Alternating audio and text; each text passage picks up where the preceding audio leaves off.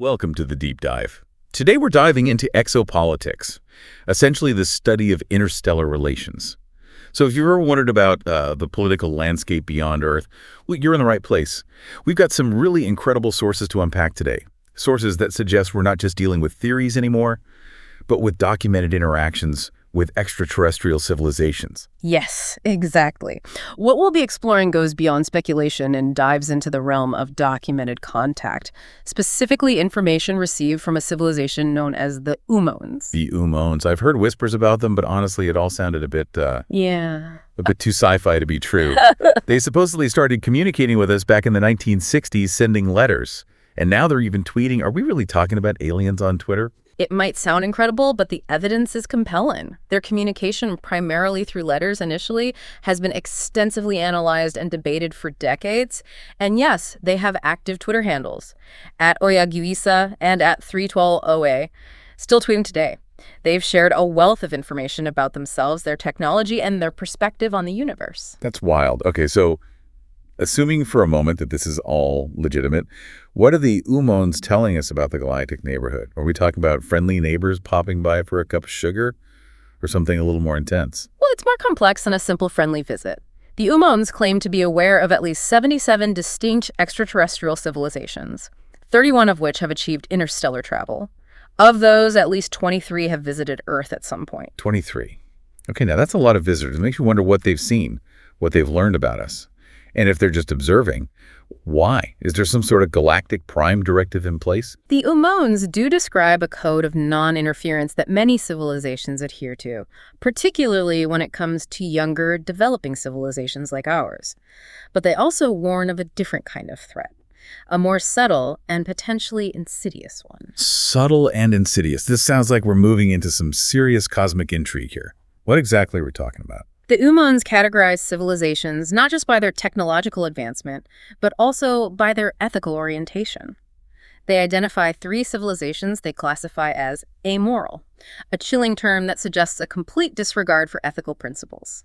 Amoral civilizations. That sounds terrifying, even more so than an outright hostile invasion. What makes them so dangerous? Imagine a civilization that seeks to dominate others, not through brute force, but through manipulation.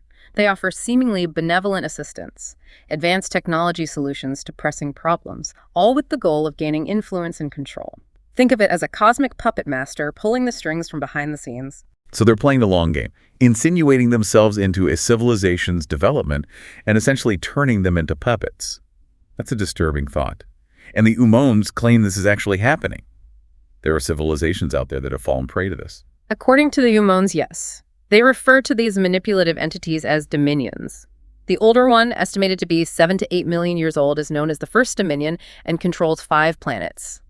Then there's the second dominion, younger, at 4 to 5 million years old, which has semi-colonized 6 planets. 6 planets. And they're only 4 to 5 million years old. That's barely older than Earth. If they've already achieved that level of expansion and control in such a relatively short time, what does that say about their ambition? Their ruthlessness? It paints a rather unsettling picture. And what's even more concerning is their method. It's not a blatant takeover. It's a gradual process of influence and manipulation. The civilizations they target might not even realize they're being controlled until it's too late. It makes you wonder if it's so subtle. Could it be happening right here on Earth? Are we unknowingly already under the influence of one of these dominions? The O.O.Ns classify Earth as free, for now. But they warn that we're not immune to this kind of manipulation. In fact, prevent a hostile civilization from colonizing Earth back in 1988. They describe an incident where a hostile spaceship was dematerialized over Maroa, Cameroon. Wait, dematerialized? So like it just vanished into thin air. What kind of technology are we talking about here? And if they believe in non-interference, how does that square with actively intervening to prevent an invasion? It's a fascinating paradox. On one hand, they seem to be bound by a code of non-interference, especially when it comes to directly influencing the development of younger civilizations. On the other hand, they've demonstrably taken action to protect Earth from a hostile takeover. So maybe there are limits to this non-interference policy, situations where they deem intervention necessary, perhaps to maintain a kind of galactic balance of power. It makes you wonder if this dematerialization incident was a one-time thing, or if there have been other interventions we're not aware of. It's certainly a possibility. And it highlights the complexities of interstellar relations, the moral dilemmas involved, and the potential consequences of contact with civilizations that operate under vastly different ethical frameworks than our own. This is a lot to process. We've gone from aliens on Twitter to a potential cosmic puppet master pulling the strings of civilizations across the galaxy, and now we're talking about covert interventions, dematerialized spaceships, and the very real threat of manipulation on a cosmic scale. Where do we even go from here? It is a lot to consider, isn't it? But I think the key takeaway here is that we're not just dealing with hypothetical scenarios anymore. The information the O.O.Ns have shared, if we take it seriously, presents a radically different perspective on our place in the universe and the potential challenges we face as a species. You're right. It's like suddenly realizing that the world is far bigger and more complex than you ever imagined. And we're not just talking about physical size here, but the vast spectrum of civilizations, technologies, and ethical frameworks that might exist out there. Precisely. And it challenges us to rethink our assumptions about what constitutes a threat. It's not just about spaceships and lasers. It's about recognizing the potential for manipulation for subtle forms of control that might be even more dangerous because they're not immediately apparent. Okay, but let's go back to these dominions for a moment. You mentioned that the older one, the first dominion, is millions of years old. Yeah. If that's true, what does that tell us about the challenges of maintaining a civilization over such a vast expanse of time? I mean, human civilization is barely a blip on the cosmic radar in comparison. That's a fascinating question. Their longevity could suggest a remarkable level of stability, perhaps even stagnation. It might indicate that they've reached a point where technological advancement has plateaued, and their focus has shifted to maintaining control over their existing domains. So instead of exploring new frontiers, they're consolidating their power, ensuring the continuation of their existing systems. It's almost like a cosmic empire clinging to its established order. But what about the second dominion? They're much younger, yet they've already expanded to 6 planets. Does that suggest a different approach, a more aggressive expansionist strategy? It's possible their relative youth and rapid expansion could indicate a more dynamic, perhaps even more ruthless approach to interstellar domination. It's also worth noting that they've only semi-colonized these planets, which raises further questions about their methods and their ultimate goals. Semi-colonized. What does that even mean in a galactic context? Are we talking about physical occupation? Or is it more about exerting influence through technology, culture, or perhaps even genetic manipulation? The O.O.N communications don't provide specifics on that point, but it's certainly intriguing to consider the possibilities. It could suggest a more insidious form of control, where they manipulate a planet's ecosystem, its resources, or even its evolutionary trajectory to align with their own needs. It's a chilling thought. And it makes me wonder about the O.O.N's motives for sharing this information with us. If they're so concerned about non-interference, why warn us about these dangers? Are they hoping we'll learn from the mistakes of other civilizations? Or is there a more strategic reason behind their communication? That's a question that has puzzled researchers for decades. Some believe it's a genuine attempt to guide us to help us avoid the pitfalls that other civilizations have encountered. Others suggest it might be a more calculated move, perhaps an attempt to subtly influence our development, or even enlist our help in some future galactic power struggle. So we're back to the question of their true intentions. Are they benevolent mentors, concerned observers? Or are they playing a more complex strategic game? It's like trying to decipher a cosmic chess match where the rules are constantly changing. And that's precisely what makes exopolitics so fascinating and challenging. It forces us to confront the unknown, to grapple with possibilities that stretch the limits of our imagination, and to acknowledge that our understanding of the universe and our place within it might be far more limited than we ever realize. But this whole discussion about the dominions, the manipulation, the subtle control, it's kind of putting a damper on my sense of cosmic wonder. I mean, is there any good news out there? Are there any civilizations that offer hope, a model for a more positive ethical approach to interstellar interaction? That's where things get even more interesting. Remember, the O.O.Ns mentioned that there's a civilization out there that's 33 million years old, far surpassing even their own level of advancement. Right. I almost forgot about that. 33 million years, that's almost inconceivable. What do we know about them? Have they offered any insight into the possibility of a more ethical approach to galactic civilization? The O.O.Ns don't provide specifics about their values or their societal structure. But there's one detail that's particularly intriguing. This civilization has chosen to stop physical interstellar travel altogether. They've stopped traveling. Why? I mean, if they're that advanced, they could practically go anywhere, do anything. What could possibly lead a civilization to choose to stay put? It's a mystery that sparks a lot of speculation. Some believe they've transitioned to a different plane of existence, perhaps exploring the universe through consciousness or other means beyond our current understanding.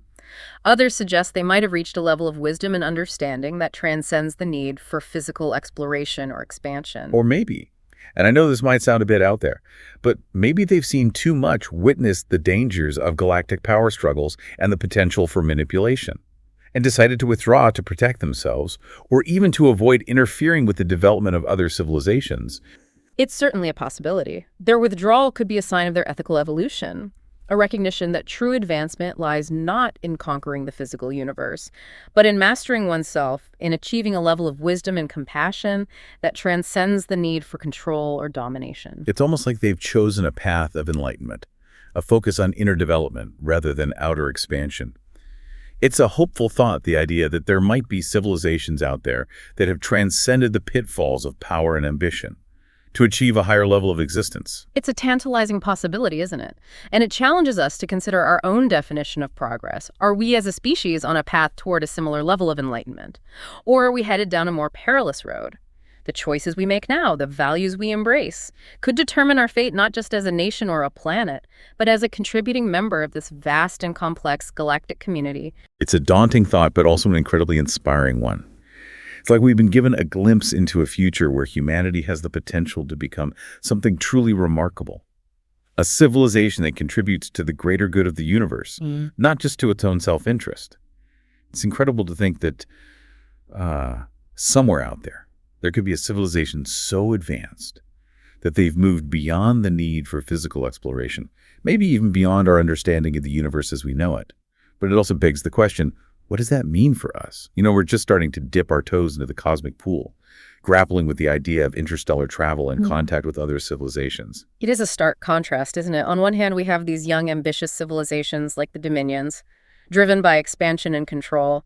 And on the other, we have this ancient civilization that has seemingly transcended those desires, choosing a path of inward focus and perhaps even a form of galactic stewardship. Stewardship. You think that's what they're doing, watching over the younger civilizations, guiding them in some subtle way. It's like the wise old sage observing the rambunctious children, intervening only when absolutely necessary. It's an intriguing possibility. Perhaps they've reached a level of understanding where they recognize the interconnectedness of all things, the delicate balance that sustains life and consciousness throughout the universe. Maybe they've learned from their own past mistakes, the dangers of unchecked ambition and the importance of ethical evolution. Okay, but let's be realistic here. Even if these ancient beings are out there watching over us, we can't just sit back and wait for them to solve all our problems. We have to figure out our own path, make our own choices about how we want to engage with this larger galactic community. Absolutely. The responsibility ultimately lies with us. We can't rely on some benevolent cosmic power to save us from ourselves. We have to develop our own ethical framework, one that guides our actions not just on Earth, but on a galactic scale. So where do we even begin? It's like we've been handed this cosmic instruction manual, but it's written in a language we barely understand. How do we decipher the O.O.N messages, separate fact from speculation, and determine what's truly relevant to our situation here on Earth? It's a process of discernment, of critical analysis. We can't simply accept everything the O.O.Ns have told us as gospel truth. We need to cross-reference their information with other sources, look for patterns, inconsistencies, and perhaps even alternative interpretations. It's like a cosmic detective story. We have these clues, these tantalizing pieces of information, and it's up to us to piece them together, to investigate, to analyze, and to draw our own conclusions. Precisely. And in doing so, we might uncover even more mysteries, more questions than answers.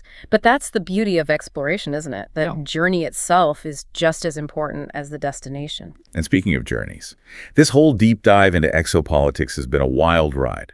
We've gone from aliens on Twitter to cosmic puppet masters, dematerialized spaceships, and civilizations so advanced they've transcended physical travel.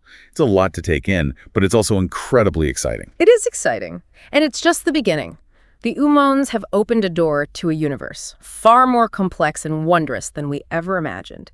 It's up to us to walk through that door, to explore with open minds, and a willingness to challenge our assumptions about reality itself. So for anyone listening who's feeling inspired, maybe even a little overwhelmed by all of this, what's the next step? Where do we go from here? Keep learning. Keep exploring, keep asking questions. There are countless resources available. Books, articles, websites dedicated to exopolitics and the O.O.N phenomenon. And of course, you can follow the O.O.Ns on Twitter, engage with their messages directly. Imagine that, following aliens on social media. It's a testament to the incredible times we live in, where the boundaries of reality are constantly being pushed, and the possibilities seem truly endless. And as we continue to explore these possibilities, it's crucial that we do so with a sense of responsibility, with an awareness of the potential consequences of our actions, not just for ourselves, but for the greater good of the galactic community we may one day join. That's a powerful thought to end on. A responsibility, a challenge, and an invitation to step into a future where humanity plays a role on a stage far grander than we ever imagined. So keep looking up, keep asking questions, and who knows what incredible discoveries await us out there in the vast expanse of the cosmos.